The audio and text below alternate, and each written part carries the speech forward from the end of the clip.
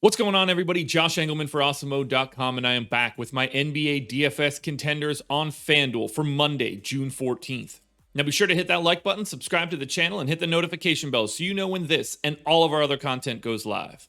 Follow me on Twitter at Josh Engleman. It's the only place you're going to get updates to my sim results as we get closer to lock.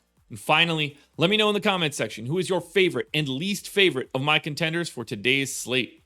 We are rounding out the bottom of my top 10 with Danilo Gallinari, Reggie Jackson, Tobias Harris, Nick Batum, and TRAE Young on the outside looking in. Who will be my favorites? My top 5 plays for today? It's time to find out.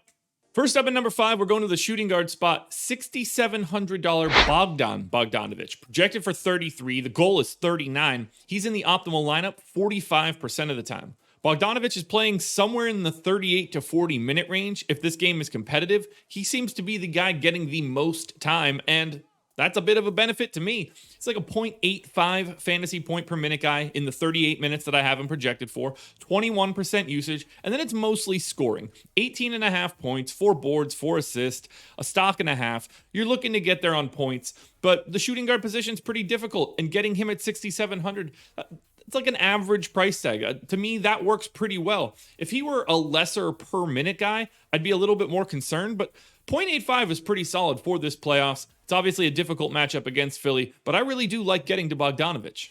Next up at number 4, we got Jordan Clarkson, point guard eligible, 5,800. I've got him projected for just short of 29. The goal is 34. He's in the optimal lineup 50% of the time.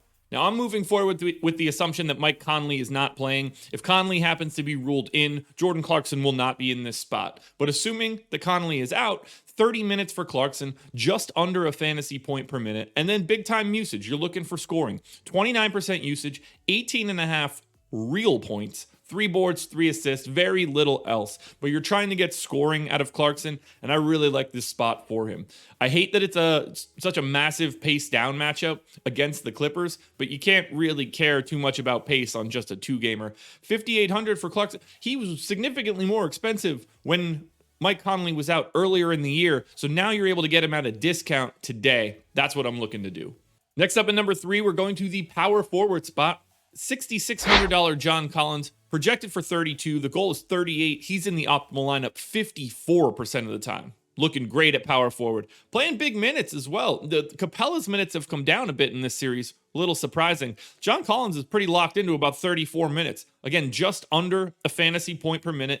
19% usage, so relatively neutral for this series. But you're getting a little more in the rebounds department. We're talking 17 points, 7.5 boards, 1.8 stocks, which is helpful, especially on FanDuel where they're worth 3 points. But really, John Collins at 6,600, we're getting a lot of these guys in the mid tier. It's not super easy to go stars and scrubsy today. And if that's the case, then you're getting to Collins, to Bogdanovic, to Clarkson. All these mid tier guys, you can make a nice balanced lineup. Staying in the mid-tier once again, power forward eligible Marcus Morris. The Marcus Morris-John Collins combo at power forward is going to be a big one on FanDuel tonight. 5,100, projected for 24. The goal is just 30, and he's in the optimal lineup 54% of the time. I expect the minutes to climb compared to this previous game. I have him in for 34 minutes. Even if you want to be a little bit more pessimistic and call it 32, I don't think it matters all that much. The problem is he's not a very good per minute guy. I've got him at 0.71 for this game. But even then, I still like him quite a bit. 14 points, 4.5 boards, an assist, a stock at best. I just like this spot for Marcus Morris. I like his ability to stretch the floor, pull Rudy Gobert a little bit away from the rim if possible. But really, when push comes to shove, I'm trying to buy minutes as cheaply as I can. And in my opinion, north of 30 at 5,100 is a really good way to do it. Now, before we get to that number 1 contender, one last reminder, hit the like button, subscribe to the channel, and then hit the notification bell so you know when everything goes live. Then head to twitter.com and follow me, at Josh Engleman. Only place you get updates to my sim results as we get closer to lock. And finally, comment section underneath this video, favorite contender, your least favorite contender, and the guy that you thought was going to be on this list that you did not see.